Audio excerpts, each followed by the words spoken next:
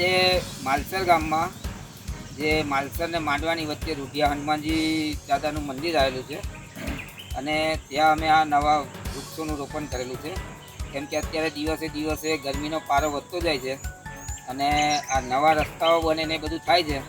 એમાં જે વૃક્ષોનું નિકંદન નીકળે છે તો અમે નવા વૃક્ષોનું વાવેતર કરી અને સૃષ્ટિનું બચાવ થાય એ રીતનું અમે કાર્ય કરી રહ્યા છે. અને અમારા જે ગામના યંગ જળ બધા જે છોકરાઓ છે એ બધાના સાથ સહયોગથી અમે આ કાર્ય કરી રહ્યા છે અને એમાં અમને બધી રીતનો સહયોગ મળી રહે.